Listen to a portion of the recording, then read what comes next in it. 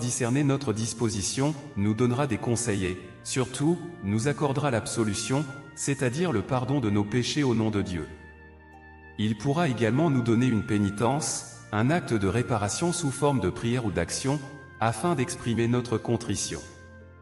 Les 3 actes essentiels de la confession sont la contrition, l'aveu et la satisfaction. La contrition est la plus importante, il s'agit d'un repentir sincère pour nos péchés.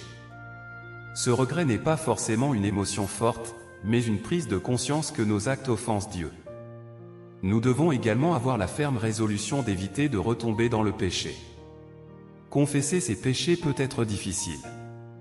Nous avons honte d'avouer nos fautes à un autre homme, mais cette humiliation est source de grâce. La Bible illustre l'importance de suivre les instructions de Dieu à travers l'histoire de Naaman, 2 Rois 5, janvier 2014. Cet homme puissant mais atteint de la lèpre fut invité par le prophète Élisée à se baigner 7 fois dans le Jourdain pour être guéri. Après un moment d'orgueil, il obéit et fut purifié. De même, la confession n'est pas qu'un rituel, mais une transformation du cœur. Elle demande une reconnaissance sincère de nos fautes et un désir profond de changement. Cliquez sur la photo de mon profil, et dans ma bio, vous trouverez un groupe d'études bibliques gratuites, où nous étudions la parole du Seigneur tous les soirs pour nous préparer à l'accueil du retour du Seigneur. Lorsque nous nous humilions devant Dieu, il nous accueille avec amour et nous guérit. Ne négligeons pas ce grand moyen de salut. C'est une immense preuve de la miséricorde infinie de Dieu envers son Église, disait le catéchisme du Concile de Trente. La pénitence n'est pas seulement un sacrement, mais aussi une vertu. Il ne suffit pas de regretter nos fautes, nous devons aussi désirer nous en détacher, nous amender et réparer nos erreurs. Jésus nous rappelle, si vous ne vous repentez pas, vous périrez tous de même, Luc 13, 3.5. L'Église nous encourage à la pénitence, notamment en des temps liturgiques comme le carême. Ces périodes nous préparent à recevoir des grâces en nous exerçant à la maîtrise de nos penchants désordonnés. Enfin, la pénitence n'est pas seulement un retour sur le passé, mais un pas vers l'avenir. Elle nous purifie, nous fortifie et nous rapproche du Seigneur. Prions pour obtenir la grâce de reconnaître nos fautes, de demander pardon et de grandir dans la sainteté par la confession. Que Dieu vous accorde sa paix et sa joie. Rappelons-nous, son amour est infini, son pardon est inconditionnel. Si nous nous repentons sincèrement, il nous accueille et nous renouvelle dans son amour. Cliquez sur la photo de mon profil, et dans ma bio, vous trouverez un groupe d'études bibliques gratuites, où nous étudions la parole du Seigneur tous les soirs pour nous préparer à l'accueil du retour du Seigneur. Dieu dit, indépendamment de ce qu'avait été la colère de Dieu envers les Ninivites, dès qu'ils ont déclaré un jeûne et se sont couverts de sac et de la cendre, son cœur s'est adouci et il a commencé à changer d'avis. Avant il leur annonce qu'il allait détruire leur ville le moment avant leur confession et leur repentance pour leurs péchés, Dieu était toujours en colère contre eux. Après qu'ils eurent posé une série d'actes de repentance, la colère de Dieu contre les habitants de Ninive s'est graduellement transformée en miséricorde et en tolérance pour eux. Il n'y a rien de contradictoire au sujet de la révélation coïncidente de ces deux aspects du tempérament de Dieu dans le même événement. Alors, comment devrait-on comprendre et connaître ce manque de contradiction ? Dieu a exprimé et révélé chacune de ces deux essences diamétralement opposées avant et après que les Ninivites se soient repentis, permettant aux gens de voir la réalité de l'essence de Dieu et le fait qu'elle ne peut être offensée. Dieu a utilisé son attitude pour dire aux gens ce qui suit, ce n'est pas que Dieu ne tolère pas les gens ou qu'il ne veuille pas leur montrer de miséricorde, c'est plutôt qu'il est rare qu'ils se repentent vraiment devant Dieu. Et il est rare que les gens se détournent vraiment de leur mauvaise voie et abandonnent la violence dont leurs mains sont coupables. En d'autres termes, quand Dieu est en colère contre l'homme, il espère que l'homme sera vraiment capable de se repentir et il espère en effet voir la vraie repentance de l'homme, auquel cas il continuera libéralement à accorder sa miséricorde et sa tolérance à l'homme.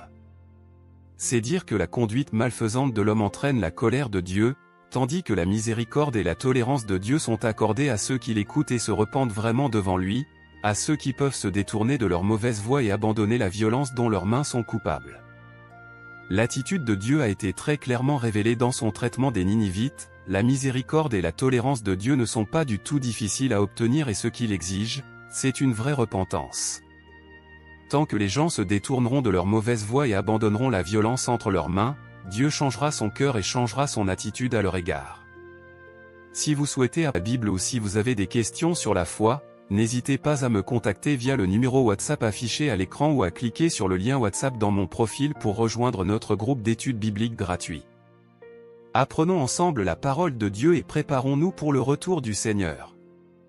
Que Dieu vous bénisse, que la paix et la joie vous accompagnent toujours. À bientôt. Bonjour à tous. Bienvenue dans notre diffusion en direct d'aujourd'hui. Aujourd'hui, nous allons aborder un sujet très important, comment cesser de pécher. Dans notre vie, nous faisons tous des erreurs et nous connaissons tous des moments de faiblesse. Mais Dieu nous a offert le chemin que nous puissions nous réconcilier avec lui. Avez-vous déjà été troublé par vos fautes? N'hésitez pas à partager vos réflexions dans les commentaires. Ensemble, explorons ce sujet et cherchons les réponses. La Bible est véritablement une bonne nouvelle, car elle nous aide à comprendre où nous allons. Elle explique pourquoi le monde est envahi par le mal et révèle la solution à ce problème. Dès le commencement, l'humanité a abusé de la liberté que Dieu lui a accordée, tombant ainsi dans le péché et marchant vers la mort. Le Fils unique de Dieu est venu pour nous sauver de ce destin tragique et nous a obtenu le pardon. Nos péchés sont pardonnés, mais cela passe par le sacrement institué par le Christ, le sacrement de la réconciliation. Le soir de Pâques, Jésus est apparu à ses disciples dans la chambre haute, alors que toutes les portes étaient fermées. Il leur dit, « Comme le Père m'a envoyé, moi aussi, je vous envoie. » Il souffla sur eux et ajouta, « Recevez l'Esprit Saint. Ceux à qui vous remettrez seront remis, ceux à qui vous viendrez, ils leur seront retenus. » Jean 20, 21 à 23. Ainsi, Jésus a conféré à ses disciples, aux apôtres et à leurs successeurs, les évêques et les prêtres, le pouvoir de pardonner ou de retenir les péchés. L'Église catholique fidèle à l'enseignement de son fondateur enseigne que, ceux qui s'approchent du sacrement de la pénitence obtiennent de la miséricorde de Dieu le pardon des offenses qu'ils lui ont faites et, en même temps, ils se réconcilient avec l'Église que leur péché a blessée et qui, par la charité, l'exemple et la prière, travaillent à leur conversion. Lumen Gentium 11, Catéchisme de l'Église catholique 1422.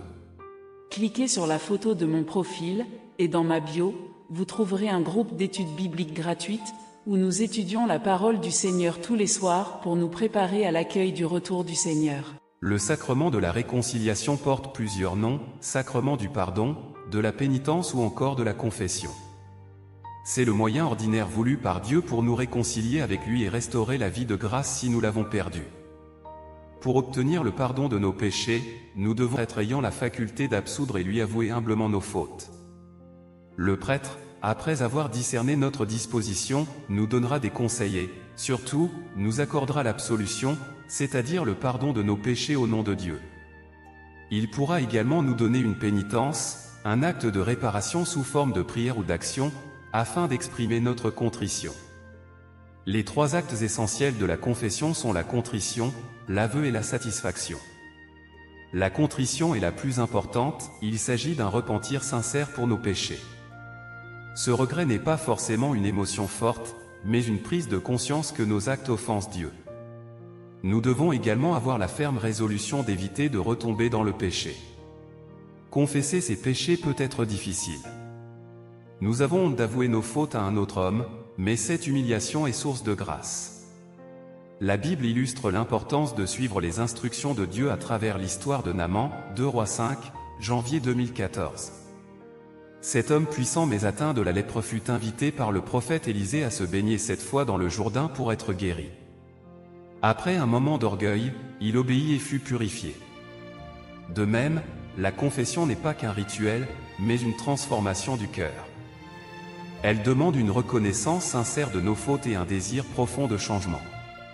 Cliquez sur la photo de mon profil, et dans ma bio, vous trouverez un groupe d'études bibliques gratuites, où nous étudions la parole du Seigneur tous les soirs pour nous préparer à l'accueil du retour du Seigneur. Lorsque nous nous humilions devant Dieu, il nous accueille avec amour et nous guérit. Ne négligeons pas ce grand moyen de salut. C'est une immense preuve de la miséricorde infinie de Dieu envers son Église, disait le catéchisme du Concile de Trente. La pénitence n'est pas seulement un sacrement, mais aussi une vertu. Il ne suffit pas de regretter nos fautes, nous devons aussi désirer nous en détacher, nous amender et réparer nos erreurs. Jésus nous rappelle, si vous ne vous repentez pas, vous périrez tous de même, Luc 13, 3.5.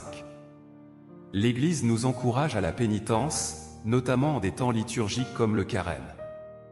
Ces périodes nous préparent à recevoir des grâces en nous exerçant à la maîtrise de nos penchants désordonnés. Enfin, la pénitence n'est pas seulement un retour sur le passé, mais un pas vers l'avenir. Elle nous purifie, nous fortifie et nous rapproche du Seigneur. Prions pour obtenir la grâce de reconnaître nos fautes, de demander pardon et de grandir dans la sainteté par la confession. Que Dieu vous accorde sa paix et sa joie. Rappelons-nous, son amour est infini, son pardon est inconditionnel. Si nous nous repentons sincèrement, il nous accueille et nous renouvelle dans son amour. Cliquez sur la photo de mon profil, et dans ma bio, vous trouverez un groupe d'études bibliques gratuites, où nous étudions la parole du Seigneur tous les soirs pour nous préparer à l'accueil du retour du Seigneur. Dieu dit, indépendamment de ce qu'avait été la colère de Dieu envers les Ninivites, dès qu'ils ont déclaré un jeûne et se sont couverts de sac et de la cendre, son cœur s'est adouci et il a commencé à changer d'avis. Avant il leur annonce qu'il allait détruire leur ville le moment avant leur confession et leur repentance pour leurs péchés, Dieu était toujours en colère contre eux. Après qu'ils eurent posé une série d'actes de repentance, la colère de Dieu contre les habitants de Ninive s'est graduellement transformée en miséricorde et en tolérance pour eux. Il n'y a rien de contradictoire au sujet de la révélation coïncidente de ces deux aspects du tempérament de Dieu dans le même événement. Alors, comment devrait-on comprendre et connaître ce manque de contradiction ? Dieu a exprimé et révélé chacune de ces deux essences diamétralement opposées avant et après que les Ninivites se soient repentis, permettant aux gens de voir la réalité de l'essence de Dieu et le fait qu'elle ne peut être offensée. Dieu a utilisé son attitude pour dire aux gens ce qui suit, ce n'est pas que Dieu ne tolère pas les gens ou qu'il ne veuille pas leur montrer de miséricorde, c'est plutôt qu'il est rare qu'ils se repentent vraiment devant Dieu. Et il est rare que les gens se détournent vraiment de leur mauvaise voie et abandonnent la violence dont leurs mains sont coupables. En d'autres termes, quand Dieu est en colère contre l'homme, il espère que l'homme sera vraiment capable de se repentir et il espère en effet voir